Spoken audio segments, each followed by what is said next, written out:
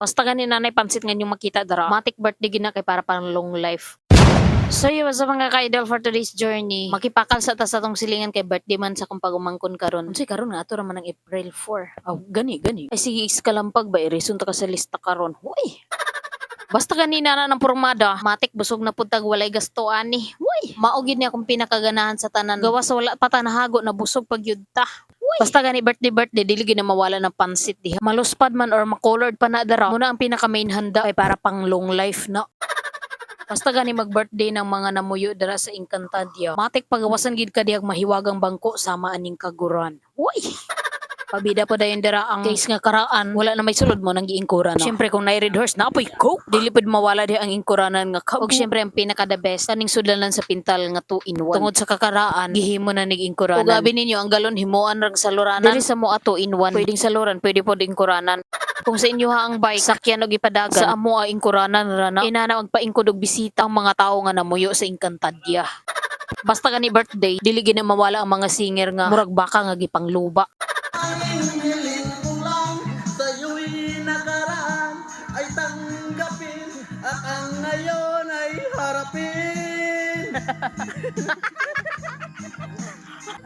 Saan ba aabot ang iyong pangarap?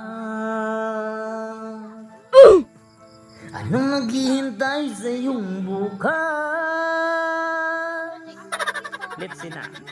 Sa buhay mo kaya'y may araw pa nasisikat. Og syempre dili gina mawala ang duet sa singer nga si Alpa og si Balmon.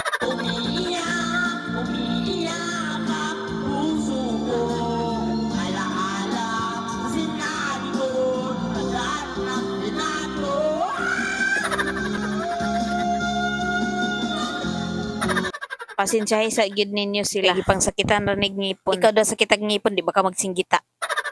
Sa kanang tagay-tagay, dili gid ang mawala ang mga dancer dara. Sama na akong igsuon nga murag tabili nga naputlag iko, pero Buddha version. Hawalin game papa. Oh. Nang.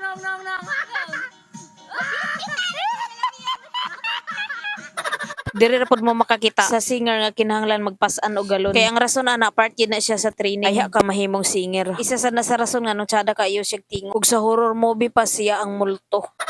Muraga kagisi na gid ang baba pag kinantaha dira. Pinapiyong-piyong pa kay gifeel ang kanta. Pero iyang kanta wag gyud naka-feel sa iya ha.